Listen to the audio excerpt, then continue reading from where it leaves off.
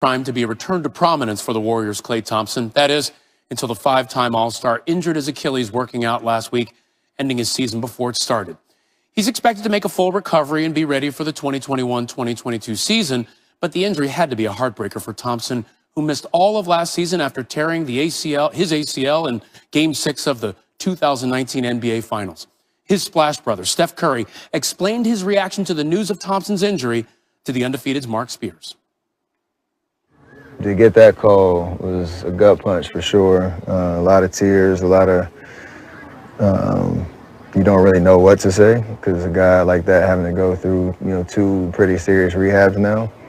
But at the end of the day, we have to have his back. We hope that he's around and he's part of what we're going to do this year through his rehab and staying connected with us because he can come back strong. He is that type of guy that loves the game so much that he's going to do whatever it takes to get back out there on the floor and be himself. And that's what we hope. That's all. That's the confidence that we have. And this is 2.5 years of rehab is tough for anybody. But we're hoping for the best. Sounds like you had an emotional call with him. With him, with Bob, Coach Kerr. But you said there were some tears. From my part, you feel for a guy that had worked so hard to just get back out on the court and 2 or 3 weeks out, something like that happens. But I think at the end of the day, like I said, you got to have a big picture mentality with this one. It's easier said than done for him going through another rehab, but there's a lot of time left in his career. Good stuff there from Steph Curry. First Takes, Stephen A. Smith joining us now on SportsCenter. So prior to the Klay Thompson injury, you said that the Warriors were the biggest threat to the Lakers in the West, and things, of course, have changed. We're now less than a month away from the season. So who's the biggest threat with the defending champs there now in the West? I'm going to say it's the Los Angeles Clippers, somewhat by default. I don't think Denver has gotten stronger. The Houston Rockets certainly haven't gotten stronger, and obviously the Warriors situation is what it is. But when you look at the Los Angeles Clippers, not only did you acquire Serge Ibaka, we like Montrezl Harrell, the reigning sixth man of the year, but he can't shoot from the perimeter the way Serge Ibaka can, and he's not the rim protector that Serge Ibaka is. So as a result of that, you've improved defensively, you've improved offensively, and on top of it all, you still have Kawhi Leonard and Paul George. Nobody in basketball should be more motivated to show up for this upcoming season than those two, considering the 3-1 lead they gave up to the Denver Nuggets in the Western Conference semifinals. And if you are Kawhi Leonard, remember, they traded all of those picks so they could acquire Paul George because that's what he wanted them to do. And as a result, they didn't have the assets to get a CP3 in the offseason to upgrade that point guard position, which is something Kawhi Leonard wanted to do. So all eyes should be on him. He should be required to show up. We know he can because he's a 2-time champion and a 2-time finals MVP. But now, with you in that microscopic spotlight, the way we put LeBron James in there, let's see how Kawhi Leonard responds to that challenge. Okay, now let's go to the East. And what's the significance of this news today with the Heat agreeing to a max deal with Bam Adebayo?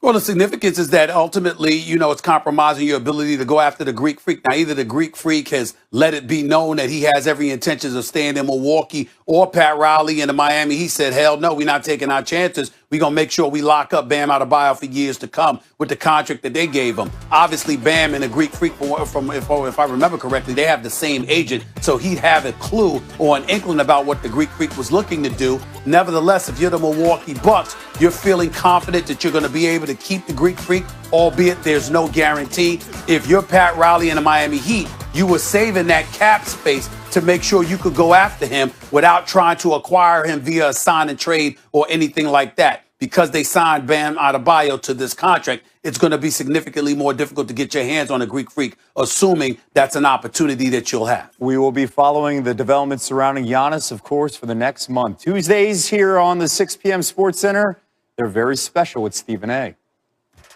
You know what the segment's called? Oh, no, you didn't.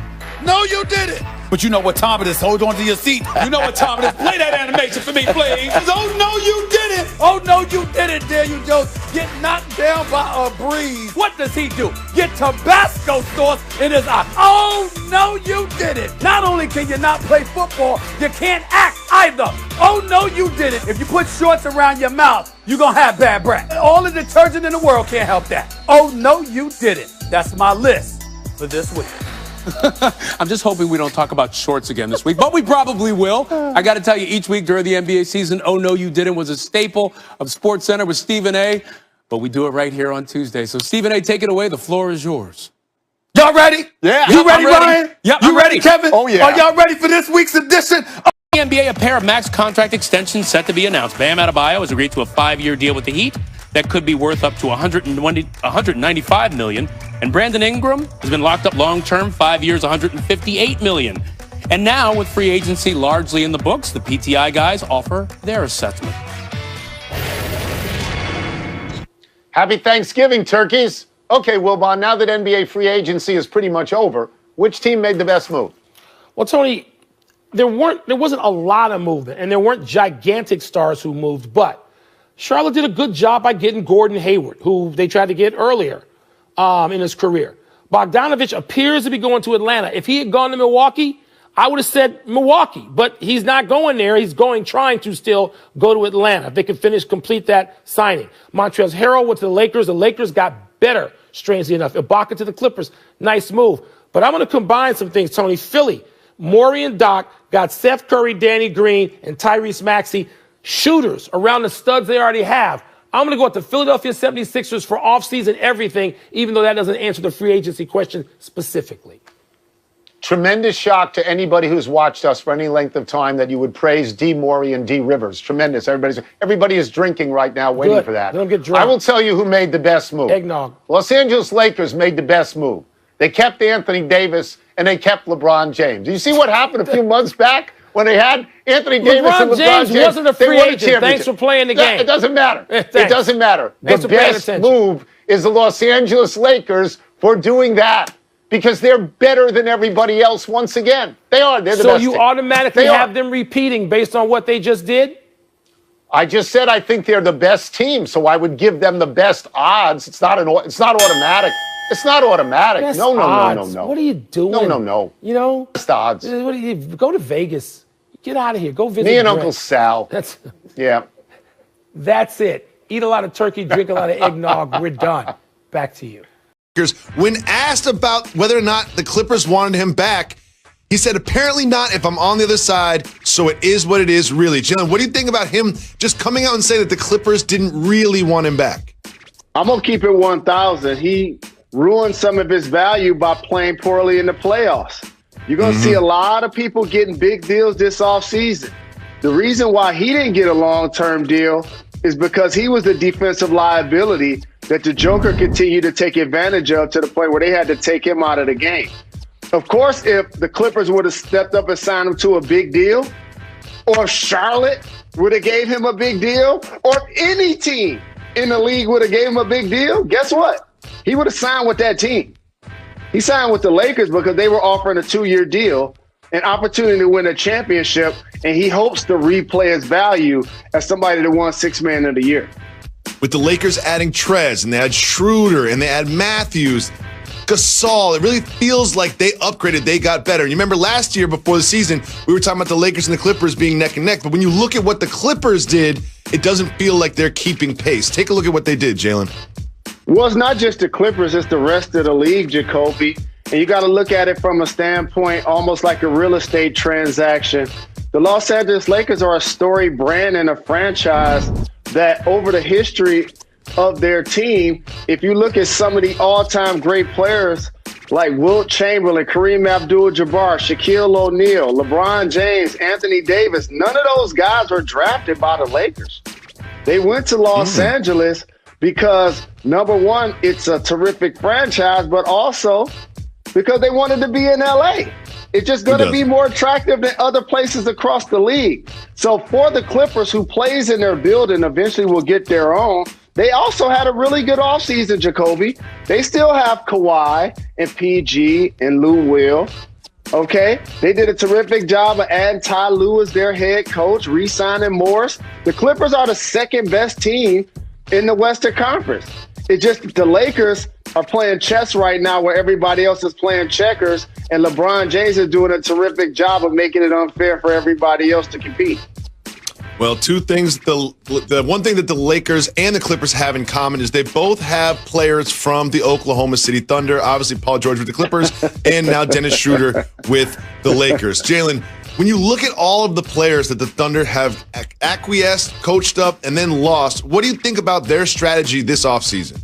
You remember when Philly was talking about trust the process? In theory, that's exactly what the Oklahoma City Thunder are doing. It's just nobody's giving it to a label to it. But here's what I want to make sure I point out. All of those draft picks, and Sam Presti is one of the best general managers in the game. The Oklahoma City Thunder are cost-cutting, if you ask me. Because if you look at over the last decade, they're not going to draft players better than Kevin Durant, Russell Westbrook, James Harden, Victor Oladipo, Paul George, Steven Adams, Dennis Schroeder. It's just not going to happen. It's not going to happen. They've been the best farm system that the NBA has seen. It's like, okay, Phoenix, we don't mind helping you out. We'll send you Chris Paul after he helped lead us to the playoffs. Wouldn't most teams be trying to keep SGA and Schrader together?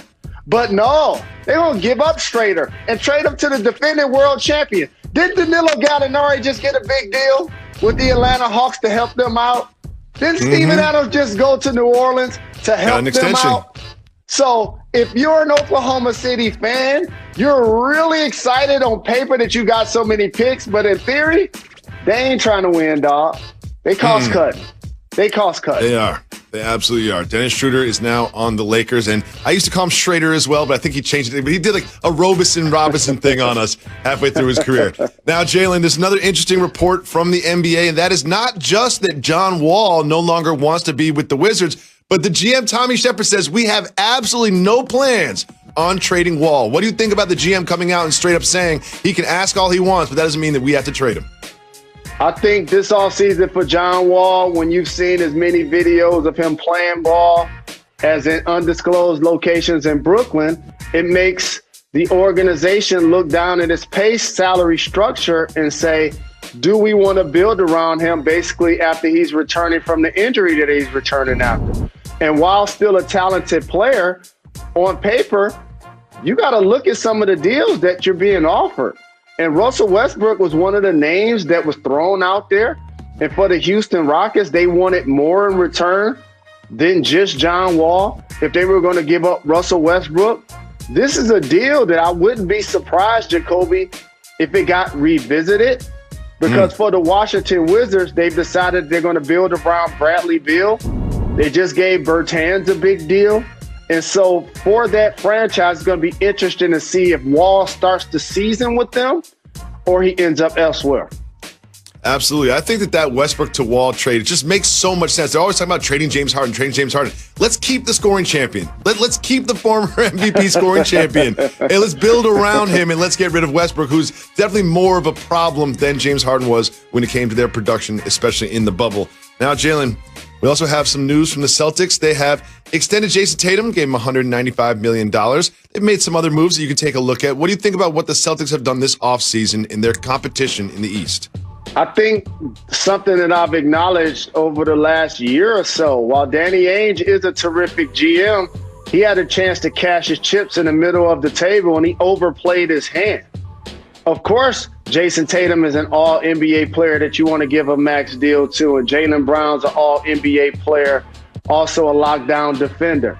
But when you start losing Al Horford, Kyrie Irving, and Gordon Hayward for no assets in return, now you start to look back at the journey and like, wait a minute, they were in play for Anthony Davis and what happened? They were in play for Kawhi Leonard and what happened? And so now who's going to be their starting bigs? When you look at their team, Tristan Thompson, is he going to be the guy that's closing games for the Celtics this year? That is not what you anticipate as they were accumulating assets over the last handful of years and you were building out the Boston Celtics starting team and their bench. We always talk about Danny Ainge and all the assets and the trade assets and the draft picks they had. Well, they never really used those trade assets in trades.